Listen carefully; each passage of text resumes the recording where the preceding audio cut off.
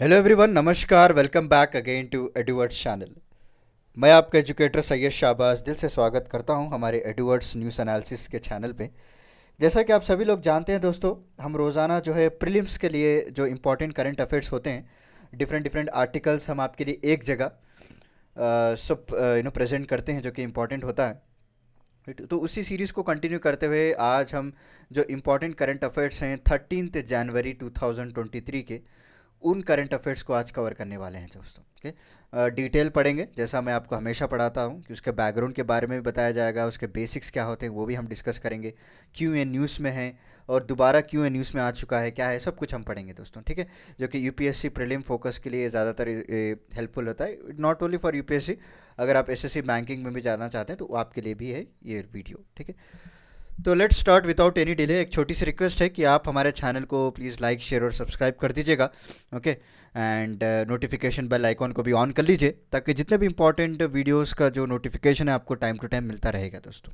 ठीक है, तो इसके अलावा भी आप जो है हमारे एडिवर्ड्स न्यूज़ एनालिसिस का जो इंस्टाग्राम पेज है वहाँ पे भी आप फॉलो कर सकते हैं, जो कि डेली आपको न्यूज़ अपडेट्स मिलते रहेंगे दोस्तों। उसके बाद आप टेलीग्राम पेज का भी लिंक मैं आपको डिस्क्रिप्शन में प्रोवाइड कर दूंगा। ठीक है, टेलीग्राम में जो है इस लेक्चर की वीडियो को लिंक भी मिलेगी, आपको पीडीएफ भी मिलेगा आपको, वहाँ पे आप पीडीएफ से रिवाइज भी कर सकते हैं। इसके अलावा हमारे जो दूसरे एजुकेटर्स हैं प्रकाश जी, वो रोज़ाना हिंदू एनालिसिस करते हैं दोस्तों, हिंदू न्यूज़पेपर के एनालिसिस करते हैं। तो वहाँ से भी जो है आपको बहुत सारे इंपॉर्टेंट करंट अफेयर्स देखने को मिलेंगे, बहुत ही बढ़िया समझाते हैं आपको। तो अभी तक नहीं देखा इनका वीडियो तो आप हमारे टेलीग्राम चैनल पे ज्वाइन हो जाइए, जिसके लिंक आपको डिस्क्रिप्शन में मिल जाएगी, और वहाँ से आप इनके वीडियोस भी देख सकते हैं। ठीक है, तो लेट्स स्टार्ट। आज का जो हमारा पहला न्यूज़ है, जैसे कि आप देख पा रहे हैं, ये हिंदू न्यूज़ आर्टिकल है दोस्तों, जहाँ पे मेंशन किया गया कि minimal improvement in air quality in cities under national clean air programme. जी हाँ दोस्तों, एन कैप आप सभी लोग जानते हैं, नेशनल क्लीन एयर प्रोग्राम को एन कैप भी कहते हैं। तो इनका ये कहना है कि कई सारे ऐसे सिटीज़ है जहाँ पे हमको इम्प्रूवमेंट देखने को मिला है। ओके, बट कैसा इम्प्रूवमेंट है? मिनिमल, मतलब बहुत ही कम है। धीरे धीरे और भी हमको जो है कई सारा वर्कआउट करना पड़ेगा इसमें, राइट, क्योंकि only 49 of 131 cities that were given pollution reduction targets have recorded an improvement in air quality. Okay, 131 cities में सिर्फ 49 सिटीज़ हैं जो है they have recorded improvement in air quality, according to एक इंस्टीट्यूट है जिसका नाम है centre for research on energy and clean air. तो इनके द्वारा इस रिपोर्ट को पब्लिश की गई है दोस्तों। देखिए, but we still have to go. 131 बड़ा नंबर होता है, इसमें सिर्फ हम लोगों ने सिर्फ 49 सिटीज़ ही, अभी more than half, we are half way through हो चुके हैं, अभी मोर देन हाफ हमको जाना है। लेट्स सी आगे क्या क्या स्टेप्स लिए जाते हैं। तो इसमें क्या क्या पब्लिश किया वो मैं आपको थोड़ा बता देता हूँ। देखिए, एन कैप मैंने कहा था ना आपको, नेशनल क्लीन एयर प्रोग्राम को ही हम एम कैप कहते हैं। तो एक रिपोर्ट पब्लिश की गई थी जिसमें 49 out of 131 cities have shown improvement in the air quality और less than 50% utilisation of total funds release under NCAP दोस्तों। ओके, और सिर्फ 37 ऐसे सिटीज़ हैं जिन्होंने पूरा अपॉर्चुनेट स्टडीज़ को कंप्लीट किया है, right, which were suppose to be completed in 2020 but delay हो चुका है, 2 साल डिले हुआ, 2022 में इन्होंने कंप्लीट किया है दोस्तों। सो अपॉर्चुनेट स्टडीज़ का मतलब ये होता है कि अपने सिटी में ये लोग ऑब्जर्व करते हैं what are the major source of pollution. ठीक है, क्या क्या अपने सिटी में मेजर सोर्स ऑफ पोल्यूशन होता है उसको रिड्यूस करने का काम करते हैं दोस्तों। ठीक है, तो सिर्फ 37 सिटीज़ नहीं इस तरह से किया है, अभी मोर देन हाफ है दोस्तों, टोटल 131 सिटीज़ हैं, उनको भी काम करना चाहिए अभी, राइट। सो एन कैप अगर आप देखेंगे, so under that is National clean air Programme, इसको लॉन्च किया गया था 2019 में। ओके, सो 2019 में जो है इसको लॉन्च किया गया था। It is a time bound national strategy from central government. Main मकसद क्या है इसका? एयर पोल्यूशन को टैकल कर पाएँ दोस्तों। ठीक है, क्या है इसका मकसद? एयर पोल्यूशन को they can tackle it. Okay, so across the country in A comprehensive manner, और इनका मेन मकसद ये है कि 40% तक ये लोग रिड्यूस कर देंगे इन पार्टिकुलेट मैटर, जिसे हम पीएम भी कहते हैं, पार्टिकुलेट मैटर दोस्तों भाई। और टारगेट कब रखा गया है? 2026 का, यानी आने वाले अभी आई थिंक 3 साल है। 3 साल में इनका मकसद ये होता है कि जितने भी पार्टिकुलेट मैटर हैं उसको हम 40% तक रिड्यूस कर देंगे। और 123 non attainment cities and 42 million plus cities और अर्बन एग्लोमरेशन को बनाया जाएगा, and 34 cities are common in the categories. ठीक है, so this is a most important part. आपको याद रखना बहुत ही ज़रूरी है दोस्तों, क्योंकि एग्जामिनेशन में अगर आप स्टैटिस्टिक्स को मेंशन करेंगे तो उसको लगेगा कि आपके पास बहुत नॉलेज है, right, and you can also have a plus point for that. Okay, यहाँ पे आपने देखा होगा नॉन अटेनमेंट सिटीज़, ये होता क्या है, देखिए मैं आपको समझाता हूँ। ये नॉन अटेनमेंट सिटीज़ समझाने से पहले हम थोड़ा बहुत देख लेते हैं। इनिशियल टारगेट इन्होंने क्या रखा था, 20 to 30% है दोस्तों, बाय 2024 तक ये टारगेट को अचीव करना है। कितने सिटीज़ में अचीव करना है, टोटल 102 सिटीज़ को अचीव करना है दोस्तों। ओके, और इसके अलावा भी एनकैप के अलावा भी कई तरह के सिटी स्पेसिफिक एक्शंस प्लान्स भी बनाए गए हैं। ओके, और इनका फोकस किस में रहेगा, PM 2.5 और PM 10, ये दोनों पार्टिकुलेट मैटर के पर फोकस किया गया है, राइट। और ये जितना भी प्रोग्रेस हो रहा है कि कितने कितने दिन में ये लोग रिड्यूस कर रहे हैं, और डे बाय डे कितना डेटा ये जो कलेक्ट किया जा रहा है, सारा कुछ आपको प्राणा एक पोर्टल है जो कि डिज़ाइन किया गया है, इसमें डेटाबेस रिकॉर्ड होगा दोस्तों, ठीक है। इसका फुल फॉर्म है portal for regulation of air pollution in non attainment cities. Okay, so PRANA एक पोर्टल है जिसको डिज़ाइन किया गया है, और सिटी स्पेसिफिक एक्शन प्लान्स भी लाए गए हैं दोस्तों, ताकि ये मेनली फोकस कर पाए PM 2.5 और PM 10 पर्टिकुलर मैटर पे, और एक प्रॉपर स्ट्रैटेजी ये लोग डेवलप कर पाए। और जो टारगेट सेट किया गया था 2024 में कि हम लोग 20 to 30% रिड्यूस कर देंगे, वो अचीव कर पाए दोस्तों। ये सारा डेटाबेस इस प्रणा पोर्टल में अपलोड किया जाता है, एंड इसका फुल फॉर्म भी याद रख लीजिए, portal for regulation of air pollution in non attainment cities. Okay, तो अभी रही बात नॉन अटेनमेंट सिटीज़ होता क्या है। देखिए एक्चुअली हमारे इंडिया में कुछ स्टैंडर्ड्स डिज़ाइन किए गए हैं दोस्तों, जिसका नाम है NAAQ, हम जिसे कहते हैं, आपने कई बार न्यूज़पेपर में भी देखा होगा। इसका फुल फॉर्म में मैं आपको बता देता हूँ, it is national, okay, ambient, A for क्या है, ए फॉर एम्बियंट पहला जो है, और दूसरा जो ए का फुल फॉर्म है वो air, Q is nothing but quality, okay, and S is for standards, ठीक है। सो NAAQS का जो फुल फॉर्म है national ambient air quality standards, ठीक है। जो भी सिटीज़ इस स्टैंडर्ड्स को मीट नहीं कर पाते, ओके, इनके स्टैंडर्ड्स को दे विल नॉट मीट, उस सिटीज़ को हम क्या कहते हैं दोस्तों, नॉन अटेनमेंट सिटीज़ कहा जाता है, ठीक है। क्या कहते हैं इसको, नॉन अटेनमेंट सिटीज़ कहते हैं, राइट। सो ये जो है actually national air monitoring tracker के तहत इसको देखा जाता है, एंड इसके तहत ये डिसाइड करते हैं दोस्तों कि कौन से सिटीज़ नॉन अटेनमेंट कैटेगरी के अंडर आते हैं और कौन से सिटीज़ जो है ये वहाँ से निकल जाते हैं, क्योंकि हर साल जो है कहीं ना कहीं डेवलपमेंट्स चलते रहते हैं, राइट।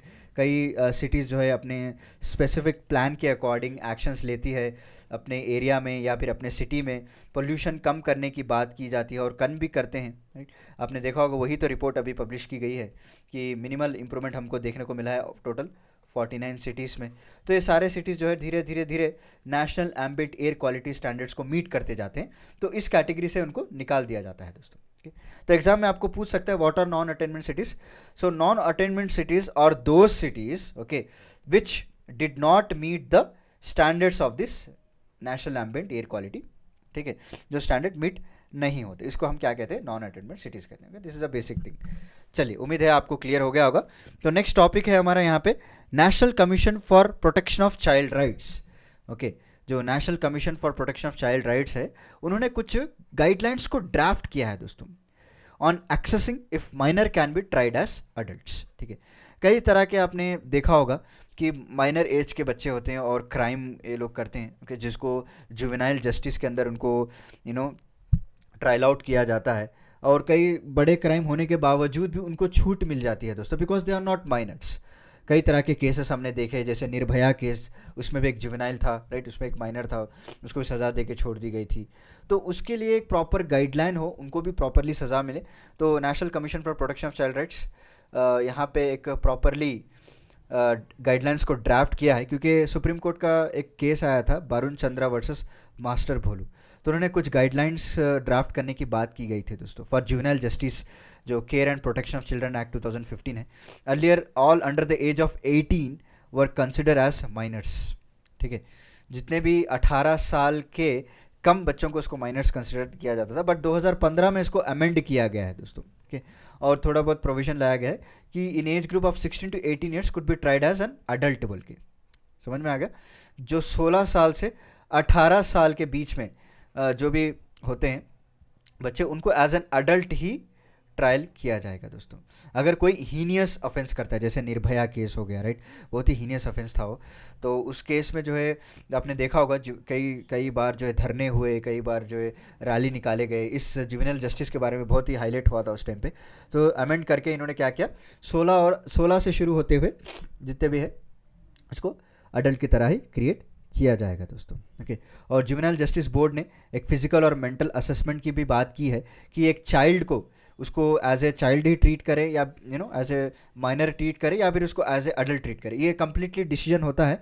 एक बोर्ड इन्होंने बनाया है, उसका नाम है जुवेनाइल जस्टिस बोर्ड। ये लोग क्या करते हैं, ये लोग उस माइनर की या उस चाइल्ड की जो है मानसिक मेंटल असेसमेंट का कैरी आउट करते हैं, सम टेस्ट कैरी आउट किया जाता है, उसके हिसाब से लोग डिसाइड करते हैं कि वेदर ही और she can be tried as an adult और ए माइनर दोस्तों, उसकी मानसिक स्थिति के हिसाब से। ओके, चलिए, तो यहाँ पे क्या हाईलाइट्स दिए गए। सो जेजेबी, जो जेजेबी का मतलब है जुवेनाइल जस्टिस बोर्ड। ओके, जहाँ जहाँ भी आपको जेजेबी दिखे तो it is juvenile justice board.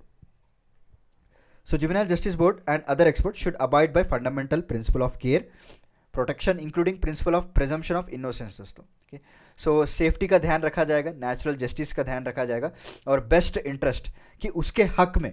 Okay, ऐसा नहीं कि आप गलत फैसला कर लो कि किसी चाइल्ड को भी आप जो है एज ए माइनर की तरह ट्रीट करके उसको प्रॉपरली सज़ा दी जा रही है, नहीं, उसका बेस्ट इंटरेस्ट क्या हो सकता है वो ध्यान में रखते हुए इन लोगों को डिसाइड करना पड़ेगा दोस्तों। Okay, there must be a preliminary assessment purpose, और क्या क्या पैरामीटर्स इन्होंने सेट किया है। पहला है physical capacity of the child दोस्तों। okay? उस माइनर की क्या फिजिकल कैपेसिटी हो सकती है, क्या सच में ये इस तरह का बड़ा क्राइम कर सकता है, क्या उसकी फिजिकल कैपेसिटी उतनी है। दूसरा उनको चेक करना पड़ेगा मेंटल कैपेसिटी, कि उसकी मेंटल कैपेसिटी कैसी है, उसकी जो मानसिक स्थिति है वो क्या है, स्थिर है या फिर वो अनस्टेबल है, वो भी देखना पड़ेगा। एंड वो किस तरह से अंडरस्टैंड कर सकता है, अगर कोई ऑफेंस हो जाए तो उसके जो कॉन्सिक्वेंसेस तो होते हैं दोस्तों, राइट। कई सारे ऐसे बच्चे होते हैं जो शौक के लिए भी क्राइम कर देते हैं, पता है आपको, मैंने खुद यहाँ पे देखा है बैंगलोर सिटी में। कई वो जो बच्चा है उसको जब पूछा गया इंटरोगेशन में उसने क्यों किया, तो पता नहीं उसकी मेंटल कैपेसिटी ठीक थी या नहीं थी, उसने बोला कि मैंने शौक में कर दिया, मतलब शौक से कर दिया। तो ये उनको पता नहीं होता है कि इसके कॉन्सिक्वेंसेस क्या होते हैं, राइट। तो they are not able to understand the consequences of this alleged offence.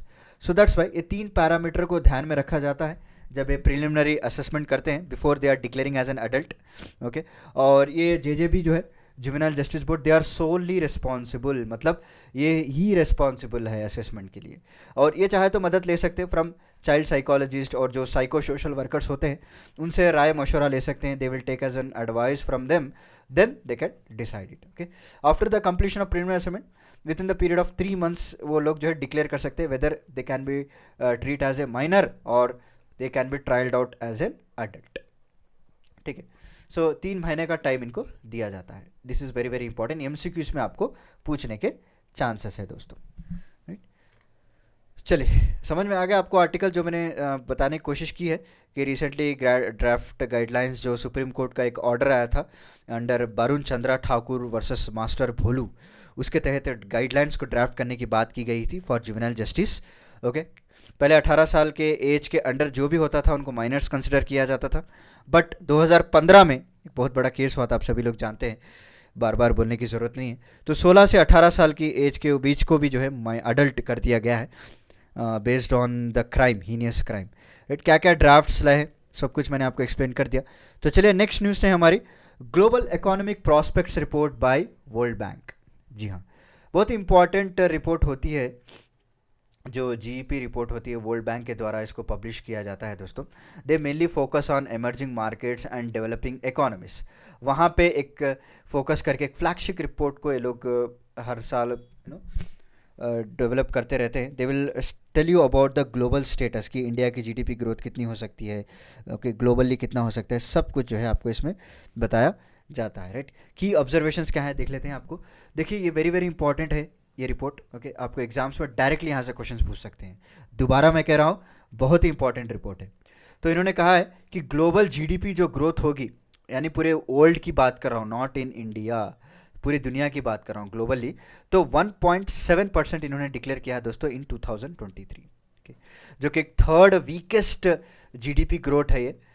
Okay, since अगर 1993 से अगर आप कंपेयर करेंगे तो तीसरी बार हमको इतना वीकेस्ट और लोएस्ट जीडीपी ग्रोथ हमको देखने को मिला है। ओके, उसके बाद इंडिया का जो जीडीपी ग्रोथ इन्होंने एक्सपेक्ट किया 6.6% ग्रो होगा in 2023। This is also very very important. Exam में आपको डायरेक्टली पूछ सकता है कि according to GEP, okay, according to Global Economic Prospects, what will be the India's GDP growth for the year 2023। तो आपको करेक्ट आंसर लिख के आना है, दैट इज 6.6%। ठीक है, उसके बाद इन्होंने कुछ रीजंस भी दिए हैं फॉर स्लो डाउन। क्या है? पहली बात तो एलिवेटेड इन्फ्लेशन दोस्तों। ओके, इन्फ्लेशन सारे देश में, मतलब सारी दुनिया में छाया हुआ है। Higher interest rates, reduced investment, investment भी रोक चुके हैं। और कई तरह के जो वार हुआ है ना, रशिया यूक्रेन वार, वहाँ पे जो है डिसरप्शन होने की वजह से कई तरह के इन्वेस्टमेंट्स रुक चुके हैं। राइट, लोग अपने कंपनीज को पुल आउट कर रहे हैं, वहाँ से दूसरी जगह पैसा लगा रहे हैं। तो एक इनबैलेंस, एक सही बात करें तो एक अनस्टेबल कंडीशन छाई हुई है पूरी दुनिया में due to this war. Okay, अभी भी जो है इसका वॉर थमने का नाम नहीं है। और उसके अलावा भी जो है इस तरह के एडवर्स शॉक्स को आगे चलकर इसी तरह चलता रहा तो global economy it will go into recession. Okay, अब तक अभी आपने कई बार सुना होगा रिसेशन के बारे में कि कई लोगों के जॉब्स निकाले जा रहे हैं रिसेशन की वजह से, because they don't have the income to generate. अब इनकम ही जनरेट नहीं हो पा रहे हैं तो कहाँ से वो लोगों को सैलरी देंगे। And E M Ds are facing multi year period of slow growth driven by heavy डेप्ट बर्डन्स एंड वीक इन्वेस्टमेंट दोस्तों। ओके, ये जो है आगे चलकर कहीं ना कहीं आपको क्लाइमेट गोल्स, जो डेवलपमेंट बात की गई है इन ई एम डीज, वो भी आपको अफेक्ट पड़ने वाला है। राइट, तो this are the few highlights of the report. And जो कोई भी कंट्रीज़ हैं जो जहाँ पे आपको ज़्यादातर स्मॉलर कंट्रीज़ कंसिडर करें, जहाँ पे 1.5 मिलियन से भी ज़्यादा कम लोग हो, they are more vulnerable because of the reliance on external trade. इनके ऊपर ज़्यादा इफेक्ट पड़ने वाला है क्योंकि इतनी कम पॉपुलेशन है। Obviously they will depend on external trade पे, ये लोग डिपेंड होते हैं। और एक्सटर्नल ट्रेड अगर प्रॉपर ना हो तो इनकी आर्थिक स्थिति जो होती है, इकोनॉमिक ग्रोथ, ये भी गिर जाती है दोस्तों। सो कई कई तरह के जॉब्स को क्रिएट करना बहुत ही मुश्किल हो जाता है एंड डेट ट्रांसपेरेंसी भी बहुत हो जाती है। Right, so there must be a strong cooperation between the cross border trade. तो थोड़े बहुत हम स्टेप्स ले सकते हैं in order to overcome, but देखते हैं क्या होता है, किस तरह से इसको दुनिया या ग्लोबल वर्ल्ड टैकल करेगा, स्पेशली हमारी इंडिया किस तरह से टैकल करेगा, वो देखते हैं। नेक्स्ट है हमारा price volatility infra constraint challenge. ठीक है, India's target of expanding natural gas energy share has been reduced. Okay, so recently एक रिपोर्ट पब्लिश की गई थी फिच रेटिंग के द्वारा। okay, तो उन्होंने कहा है कि इंडिया की जो इनएडुकेट गैस पाइपलाइन नेटवर्क है एंड जो एग्जीक्यूशन डिलेस हो रहे हैं अंडर कंस्ट्रक्शन की वजह से हो या फंडिंग, लैक ऑफ फंडिंग की वजह से हो, इसकी वजह से क्या हो रहा है, हमारे इंडिया में जो नेचुरल गैस का जो डिमांड ग्रोथ है वो लिमिट हो चुका है दोस्तों। मतलब धीरे धीरे धीरे जो हालत में इसको इंक्रीज होना था वही कंडीशन में डिक्रीज होता चला जा रहा है। okay? इसकी वजह से हमको हाई नेचुरल गैस प्राइसेस देखने को मिल रहे हैं। कस्टमर जो है कई तरह के अल्टरनेट फ्यूल्स को स्विच हो रहे हैं। जो इन्वेस्टर्स हैं जो इस गैस प्रोजेक्ट्स पे, इस गैस फील्ड्स में इन्वेस्ट किया है, वो लोग पुल आउट कर रहे हैं दोस्तों। ठीक है, तो इस तरह के ये रिपोर्ट का कहना है, बिकॉज इंडिया ने एक टारगेट रखा है कि हम लोग जो है एनर्जी मिक्स करेंगे बाय 2030 15%। ओके, पेट्रोल के साथ साथ हम लोग क्या मिलाने वाले हैं, क्या आप मुझे बता सकते हैं कि कौन सा केमिकल मिलाया जाएगा? ओके, पेट्रोल के साथ साथ ब्लेंड किया जाएगा। एक्चुअली मिलाया is not the proper word, blending आप समझ लीजिए। ओके, तो 2030 तक हम लोगों ने टारगेट रखा है 15%। ओके, बट यहाँ पे अगर आप देखेंगे जिस तरह से ग्रो हो रहा है, ये जो गैस फील्ड्स प्रॉपरली ग्रो नहीं हो पा रहे हैं, वहाँ पे फंडिंग नहीं हो पा रही है, इन्वेस्टर्स पुल आउट कर रहे हैं, सो ऐसा नहीं लगता कि they will meet the target, इस ऐसा फिच रेटिंग का कहना है। But India is also taking steps to move towards a gas based economy, because economic advantage की बात करें, CNG is cheaper than gasoline and diesel. अभी सारे आपने देखा होगा, राइट, कार भी जो है सीएनजीज में आ चुके हैं, पहले तो ऑटोज़ भी थे। राइट, इनफैक्ट बड़े बड़े जो ऑटोमोबाइल इंडस्ट्रीज़ हैं, चाहे वो टोयोटा हो गया या फिर मारुति हो गए, ये सारे अपने कार जो है सीएनजीज में निकाल रहे हैं अभी। Right, because it is cheaper than gasoline and diesel, और इसके ज़रिए से जो है आपको पोल्यूशन भी कम हो जाएगा and it is also environment friendly because of very low emission of particulate matter. So fuelling, climate change mitigation commitment, सारा कुछ फुलफिल हो जाएगा दोस्तों। But India is not ready to meet this target by 2030 to mix by 15%, ऐसा कहना है। Because यहाँ पे आपने देखा होगा कि अंडर कंस्ट्रक्शन प्रोजेक्ट्स हैं और कई तरह का एग्जीक्यूशन प्रॉपरली नहीं हो पाया है, इसके वजह से सारा कुछ थम गया है दोस्तों। चलिए नेक्स्ट देखते हैं, what are the measures to be taken. ये इंपॉर्टेंट है, क्या मेजर्स ले सकते हैं आगे चलकर ताकि हम दोबारा बैक ऑन ट्रैक हो सकें। देखिए पहली बात अगर देखें तो नेशनल गैस मार्केटिंग रिफॉर्म्स को अनाउंस किया गया है दोस्तों। Okay, it is natural gas marketing reforms. Okay, so it has been announce recently ताकि डोमेस्टिक प्रोडक्शन को इंक्रीज कर पाएँ। इसका मेन एम क्या है? The main aim is to increase the domestic production, ताकि हम एक्सटर्नल पे ज़्यादा डिपेंड ना रहें। उनके अगर कुछ उनके प्रोडक्शन में या डिफेक्ट होता है तो हमारे पर भी अफेक्ट पड़ेगा उसका। तो इसीलिए हम लोगों ने एक natural not national, it's a natural gas marketing reforms को लाया गया ताकि डोमेस्टिक प्रोडक्शन को इंपॉर्टेंस दिया जाए दोस्तों। उसके बाद हम लोगों ने गैस ट्रेडिंग एक्सचेंज भी लेकर आए हैं। ओके, आई थिंक कई सारे लोगों को इसके बारे में नहीं पता होगा। देखिए ये एक्चुअली जो प्राइस चेंजेस होते हैं, आप सभी लोग जानते हैं किस तरह से पेट्रोल और डीजल के प्राइजेस को सेट किया जाता है। It's mainly depends upon the the how much production has been happened, और वहाँ के जो ओपेक कंट्रीज हैं वो लोग डिसाइड करते हैं कि कितने बैरल रहेगा, कितने डॉलर रहेगा एक बैरल दोस्तों। ठीक है, तो यहाँ पे इंडिया वालों ने क्या किया, एक गैस ट्रेडिंग एक्सचेंज को निकाला है ताकि हम लोगों भी जो है हमारे प्राइस जो है उसको हम स्टडी कर पाएँ। क्या ये जो ग्लोबल प्राइस है वो सही है या हमारे जो लोकलाइज्ड प्राइस हैं वो सही है। ठीक है, क्या हम नेचुरल गैस को लोकलाइज प्राइस पे बेचेंगे या फिर ग्लोबली जो डिसाइड हो रहा है उस पर बेचा जाएगा। तो ये एक गैस ट्रेडिंग एक्सचेंज बहुत ही इंपॉर्टेंट है। और उसके बाद जो है $60 बिलियन का इन्वेस्टमेंट भी प्लान किया हुआ है ऑलरेडी हमारे गवर्नमेंट के द्वारा, ताकि गैस इंफ्रास्ट्रक्चर रेडी हो और एक पाइपलाइंस भी प्रॉपरली बिछाया जाए। And in fact not only the India, we are also connecting the eastern and north eastern parts also. Okay, eastern और नॉर्थ ईस्टर्न पार्ट्स भी हम लोग प्रॉपरली कनेक्ट करने वाले हैं विद द गैस ग्रिड्स के, क्योंकि नॉर्थ ईस्ट आपने देखा होगा किस तरह से लैक होता है। इसके लिए जो है हमारे एक स्कीम भी निकाली गई थी जिसका नाम है प्रधानमंत्री ऊर्जा Ganga project. Okay, and north east grid project. ये बहुत सारे ऐसे स्कीम्स हैं जिसको इस्तेमाल करके गवर्नमेंट जो है ग्राउंड लेवल पे काम कर रही है, and they are trying to connect all this cities, all the states of India with the natural gas grid. Okay, तो लेट्स सी कि किस तरह से होता है। इनफैक्ट अभी इंडिया के जो ऑटोमोबाइल्स है वो भी आगे बढ़कर अपने व्हीकल्स को सीएनजी में डेवलप कर रहे हैं ताकि पोल्यूशंस को रिड्यूस कर पाए। तो आगे चल के किस तरह से देखते हैं कि इंडिया टारगेट मीट होगा या नहीं, उसके ऊपर भी हम डिटेल बताएंगे। तो नेक्स्ट है हमारा future contracts on corporate bond indices. Okay, so SEBI आप सभी लोग जानते हैं जिसका नाम है security exchange board of India. Okay, तो has allowed future contracts on corporate bond indices rated A++ and above. इसका बेनिफिट्स क्या है? इट एनहांस द लिक्विडिटी दोस्तों। लिक्विडिटी मतलब कैश फ्लो, याद रख लीजिए। लिक्विडिटी का मतलब क्या होता है? कैश का फ्लो होना in the bond market and hedging opportunity for investors. ठीक है, तो सेबी ने क्या किया, अभी फ्यूचर कॉन्ट्रैक्ट्स क्या होता है मैं आपको थोड़ी देर में बताऊंगा। तो उन्होंने they have allowed the future contracts on corporate bond. तो corporate bond is nothing but एक टाइप ऑफ डेट सिक्योरिटी होती है जो एक फर्म, एक कंपनी या कोई भी बोल लीजिए, कोई प्राइवेट कंपनी हो तो ये जो है क्या करती है, रेज करती है दोस्तों। इसको पैसों की ज़रूरत होती है कि they need money. So in order to raise the money they will issue the bonds to raise the capital. Money नहीं बोलते हैं, इनकी लैंग्वेज में हम क्या बोलते हैं, कैपिटल बोलते हैं दोस्तों। And this corporate bond index measure the changes in select corporate bond over a period of time. Okay, इसकी एक मैच्योरिटी पीरियड रखी जाती है कि आपको इतना इंटरेस्ट मिलेगा, ये सब कुछ आपको इसमें डिसाइड किया जाएगा। That is very different part, different companies के होते हैं। बट आपको इतना याद रख लीजिए एग्जामिनेशन पॉइंट ऑफ व्यू से कि corporate bond is a type of debt security, is not a mutual fund, it is not any stock, it is not any कोई क्रिप्टो करेंसी, कुछ नहीं, ऐसा कन्फ्यूज कर सकता है आपको एग्जाम में। तो एक डेट सिक्योरिटी इंस्ट्रूमेंट है दोस्तों, याद रख लीजिए, जो कि एक फॉर्म रेज करती है for get a capital from the market, and this measure the changes in select corporate bond over a period of time।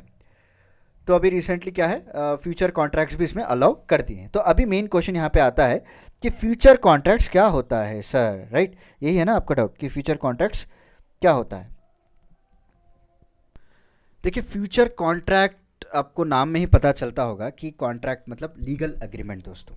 जी हाँ, एक लीगल एग्रीमेंट होता है दोनों पार्टीज़ के बीच में। क्या है ये? So it is a legal agreement. Okay, sorry my bad, it's spelling में लॉन्ग लिखा था। सो बिटवीन टू पार्टीज, दोनों पार्टीज़ के बीच में एक लीगल एग्रीमेंट होता है कि कौन से एसेट्स को बाय करेंगे हम लोग या कौन से एसेट को सेल किया जाएगा। They agree to buy a sell a particular asset of a specific quantity, याद रख लीजिए, और specific date in future. Okay, कोई भी प्रॉपर्टी हो उनके उनके कंपनी की, या फिर कोई भी एसेट्स हो, या कोई भी शेयर्स हो गया, या कुछ भी हो गया, जो कोई भी एसेट्स हो, the two parties okay will get agree on the paper. ठीक है, चलो भाई हम लोग जो है फलाने डेट पे इसको हम सेल कर देते, they will agree. Okay, my drawing is so bad, please forgive me. So specific date decide किया जाता है so that they can sell. So this is nothing but future contract. So अभी future contracts को जो है corporate bonds में भी ला दिया गया है ताकि कई सारे लोग जो अपने एसेट्स बेच के they can invest in this debt security and they can also help the corporate firm as well as they will also get money. Okay, तो ये पहले अलाउ नहीं था, तो अभी फ्यूचर कॉन्ट्रैक्ट्स को इसको अलाउ कर दिया गया है दोस्तों। चलिए नेक्स्ट देख लेते हैं, levels and trends in child mortality report 2022। Okay, so recently एक रिपोर्ट रिलीज की गई थी UN inter agency group for child mortality estimation दोस्तों। Okay, so based on latest estimates ये कहना है कि ग्लोबल अंडर 5 मोर्टेलिटी रेट जो है वो 50% गिर चुका है दोस्तों। It's very nice. जब से इस start of century an estimated 5 million children died before their 5th birthday and another 2.5 million children and youth age between 5 to 24 age lost lives in 2021। okay, तो इन्होंने बहुत सारे आई ओपनर फैक्ट्स हमारे सामने रखे हैं कि किस तरह से जो है 5 million children before the 5th birthday, मतलब 4 साल की उम्र में ही इनका मृत्यु हो जाती है दोस्तों। एंड अनदर 2.1 मिलियन चिल्ड्रन अगर आप देखेंगे so between 5 to 24 years, okay, जिसमें यूथ भी इंक्लूडेड है, उनकी भी जो है जाने जा चुकी है इन 2021 की बात करें।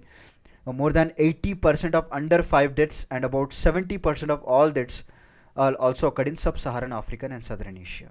ठीक है, सो अफ्रीका एरिया में और जितने भी सदर्न एशिया में, वहाँ पे हमको ज़्यादातर जो डेथ्स देखने को मिले, more than 80% of under 5 deaths हमको देखने को मिला है दोस्तों। राइट, सो इस तरह से बहुत ही इंपॉर्टेंट फैक्ट्स है ये, तो ज़रूरी है कि आप इसका रिकॉर्ड रखें और एग्जामिनेशन भी इसको मेंशन किया जाए दोस्तों। चलिए नेक्स्ट देख लेते हैं।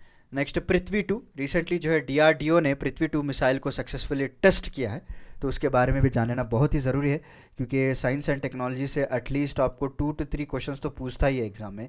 मेनली अगर इस तरह के मिसाइल्स अगर न्यूज़ में हो तो डेफिनेटली जो है आपको यूपीएससी में इसके ढेर सारे क्वेश्चन मिलेंगे जिसमें प्रीलिम्स में पूछा गया है, चाहे उसके स्पेसिफिकेशंस के बारे में हो, चाहे उसकी रेंज के बारे में हो, ओके, चाहे वो उसके डिज़ाइन के बारे में हो, या फिर वो सरफेस टू सरफेस है या एयर टू सरफेस है, किस तरह की मिसाइल है, इसके बारे में भी पूछा गया है। बहुत सारे क्वेश्चन मैं आपको दिखा सकता हूँ।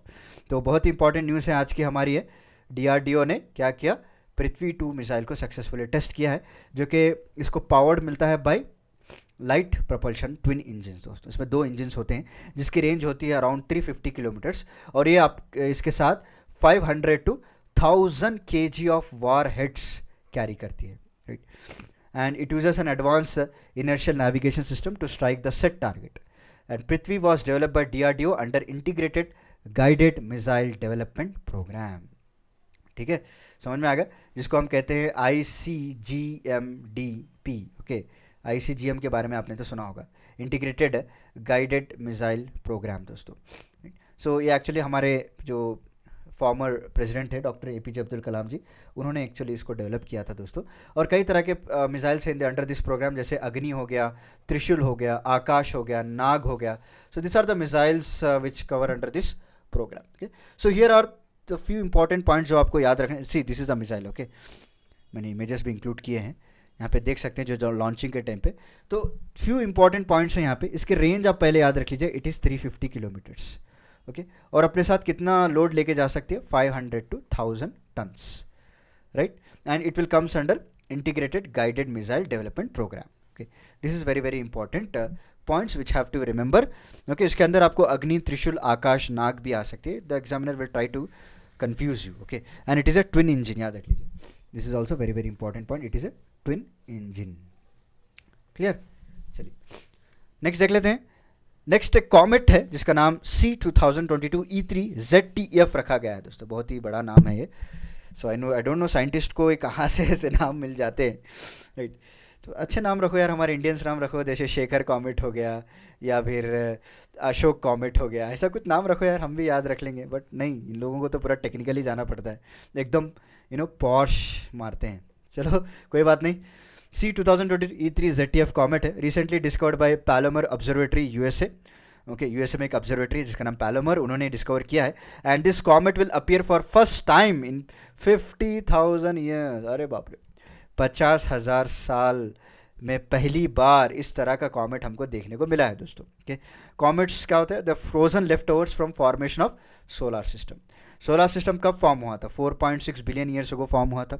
तो एक कुछ थोड़े फ्रोजन पार्ट्स होते हैं लेफ्ट ओवर, जो they have lost their revolution circle, जो भी आप कहें इसको, and they composed of dust, rock and ices होते हैं इस पर। सो इस तरह का कॉमेट हमको देखने को मिला है। When a comet orbit bring its close to sun it heats up. और जब जैसे वो सन के करीब आता है, सन के पास जो है कितना टेम्परेचर होता है, ये ऑटोमेटिक पिघल जाते हैं। तो sir they will convert into dust form. Okay, एक डस्ट की तरह आपको देखने मिल जाते हैं, and they will spread anywhere. Okay, they are glowing head larger than the most planets भी होते हैं कई तरह के। And billion of comets are orbiting our sun in Kuiper belt. This is very very important. Okay, Kuiper belt, so called short period comets कहा जाता है। And even more distinct Oort cloud भी कहा जाता है दोस्तों, which is long period comets. Okay, so Kuiper belt को हम क्या कहते हैं? It is short period comets इनको कहा जाता है, राइट। तो क्यूपर बेल्ट की बात करें तो एक तरह का आपको एस्ट्रॉयड बेल्ट की तरह ही होता है दोस्तों, जो कि एस्ट्रॉयड बेल्ट आपने देखा होगा मार्स और जुपिटर के बीच में होता है एस्ट्रॉयड बेल्ट। कई तरह के एस्ट्रॉयड्स हमको यहीं पे देखने को मिलते हैं, दोनों के बीच में, राइट।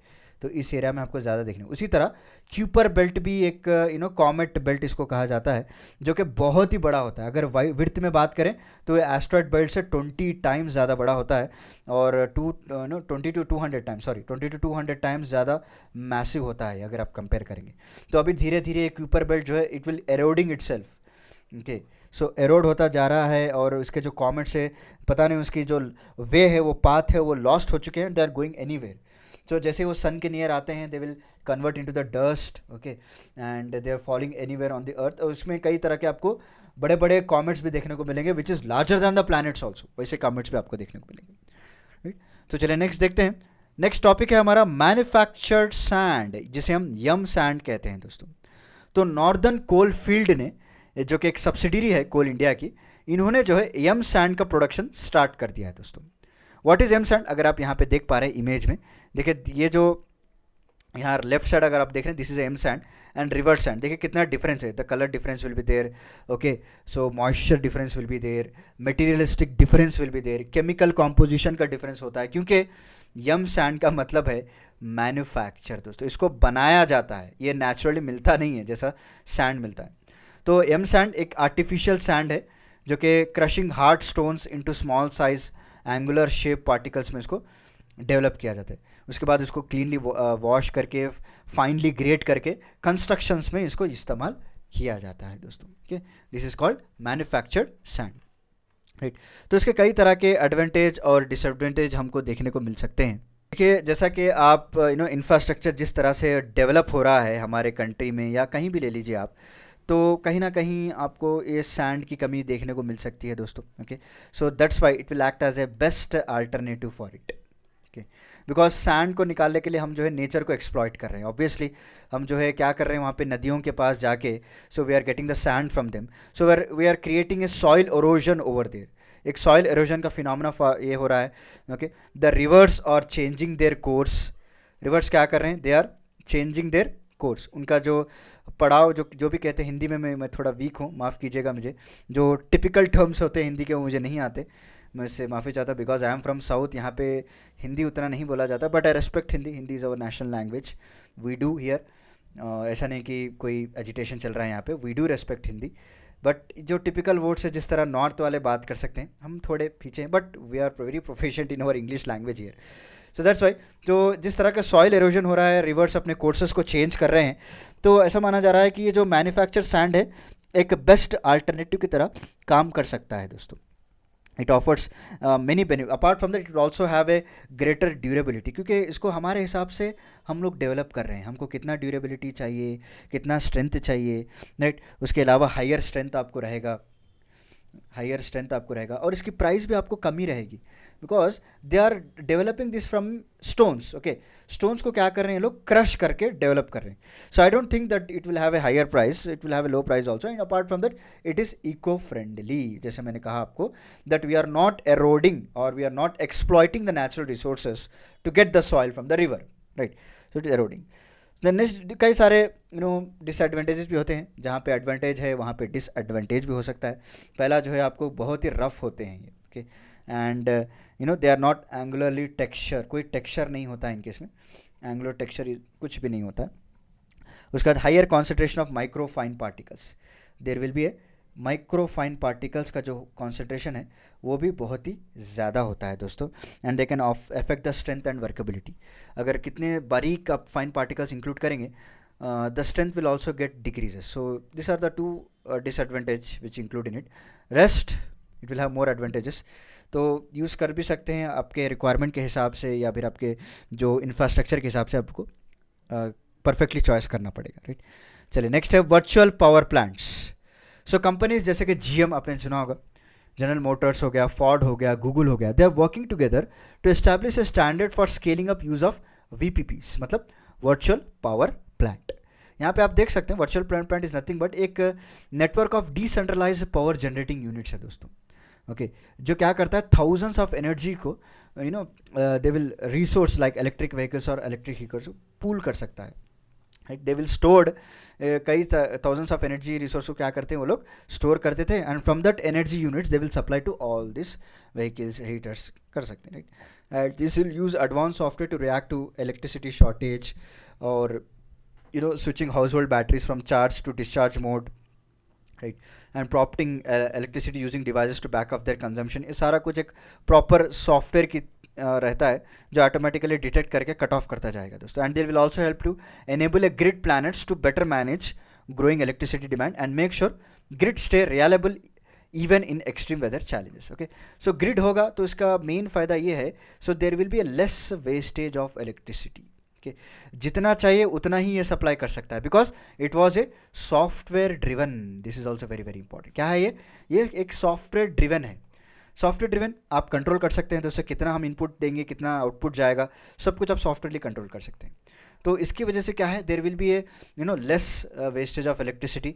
प्रॉपर हम कौन से इक्विपमेंट को कौन सा इनपुट देना है, कितने वोल्ट का इनपुट देना है, वो भी जा सकते हैं। As you know that electricity demand किस तरह से बढ़ रही है, तो उसको भी हम मैनेज कर सकते हैं, राइट। तो नेक्स्ट देख लेते हैं, we have a Alzheimer disease.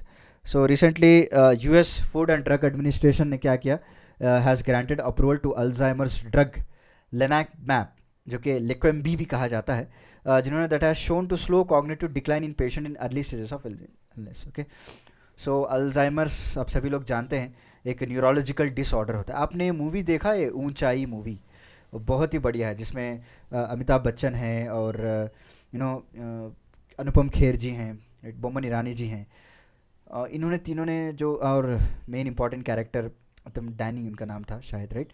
तो उनके ध्यान के बाद ही ये लोग माउंट एवरेस्ट चढ़ते हैं, राइट।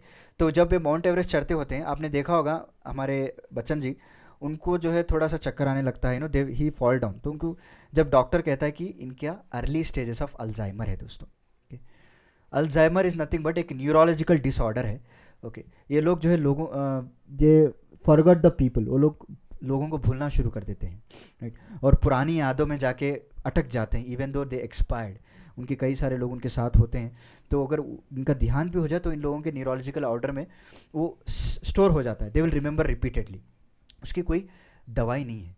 तो रिसेंटली अभी US food and drug administration ने कुछ चीज़ों को कुछ ड्रग्स को अप्रूव किया है, जिसका नाम है लेक्वेम्बी, जो अर्ली स्टेजेस ऑफ इलनेस को क्यूर कर सकता है, बट नॉट द, अगर स्टेज 2 स्टेज 3 में अगर जा चुका है तो it will difficult to control that. Okay, तो जैसा मैंने कहा कि न्यूरोलॉजिकल डिसऑर्डर है that causes the brain to shrink and brain cell जो है धीरे धीरे धीरे वो ख़त्म होने जाता है। तो ऊंचाई मूवी अभी तक नहीं देखा है तो प्लीज़ वॉच इट, बहुत ही अच्छी मूवी है। नेक्स्ट है हमारा important current affair, it is world Hindi day. जी हाँ, हर साल जनवरी 10 तारीख को, जनवरी 10th को हम लोग क्या करते हैं, वर्ल्ड हिंदी डे सेलिब्रेट करते हैं to promote the use of Hindi language around the world. इसके अलावा भी जो हिंदी पहली बार बात किया गया था 1949 में, कहाँ पे, UNGA, that is United nation general assembly में 1949 में हिंदी बात की गई थी।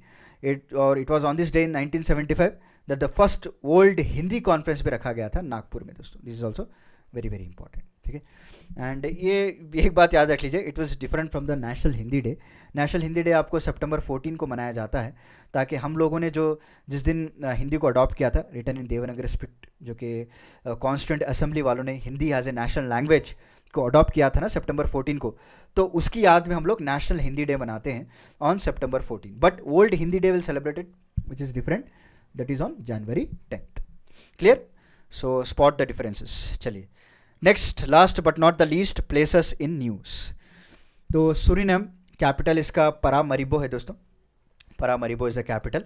सो at the 17th Pravasi Bharatiya Divas जो इवेंट चला था, Suriname president suggested setting up Hindi language training institution in Caribbean reason. Okay, so Suriname के जो प्रेसिडेंट है, उन्होंने हमको सजेस्ट किया है कि हम कई सारे हिंदी इंस्टीट्यूट्स को या ट्रेनिंग इंस्टीट्यूट को कैरिबियन रीजन में रखा जाएगा। ये 17th प्रवासी दिवस जो हुआ था उस टाइम पे बात की गई थी। तो ऑब्वियसली सूरीनाम न्यूज़ में है तो थोड़ा बहुत जान लेते हैं उसके बॉर्डर कंट्रीज़ के बारे में, जोग्राफिकल एरिया के बारे में। सो कैपिटल इस परामरिबो है दोस्तों। यहाँ पे आप मैप, ये मैप मैं आपको लास्ट में दिखाऊंगा, यहाँ पे आई थिंक छोटा दिख रहा होगा आपको। सो फॉर्मली एक डच गुनिया कहा जाता था। It is on northern edge of South America. Okay, South America के एकदम नॉर्दर्न एज में आपको देखने को मिलेंगे। यहाँ पे आप मैप देख सकते हैं। Political boundary it shares with French Guiana, Brazil and Guyana. It is border by Atlantic ocean to the north. Okay, so ये जो है अटलांटिक ओशन आप देख रहे हैं, परीमरिबो यहाँ पे है कैपिटल इसका। तो यहाँ it have a easily access to the Atlantic ocean, here you can see easily. देखिए, okay, this is a Suriname दोस्तों। ओके, साउथ अमेरिका में है। इसके बॉर्डर कंट्रीज आप देख सकते हैं, ब्राज़ील हो गया, फ्रेंच गुनिया हो गया, वेनेजुएला हो गया दोस्तों। So this are the, and Guyana यहाँ पे आप देख सकते हैं, this is also one country and it has a easy access for this Atlantic Ocean. Clear? So this is about today's lecture. उम्मीद है कि आपको आज का मेरा लेक्चर पसंद आया होगा। बहुत कोशिश की मैंने डिटेल में समझाने की, जो एग्जामिनेशन पॉइंट ऑफ व्यू से इम्पॉर्टेंट है वो सारा कुछ मैंने डिस्कस कर दिया है आपसे। तो प्लीज़ आपका एक ही काम है कि आप हमारे चैनल को लाइक, शेयर और सब्सक्राइब कर दीजिए। ओके, और नोटिफिकेशन बेल आइकॉन को भी ऑन कर लीजिएगा, ताकि जितने भी इंपॉर्टेंट वीडियोस हैं आपको टाइम टू टाइम अपडेट मिलता रहेगा। चलिए मिलता हूं दोस्तों मैं आपको अगले लेक्चर में कुछ इंटरेस्टिंग टॉपिक के साथ। तब तक के लिए धन्यवाद। Take care, stay safe, stay healthy. Thank you so much. जय हिंद।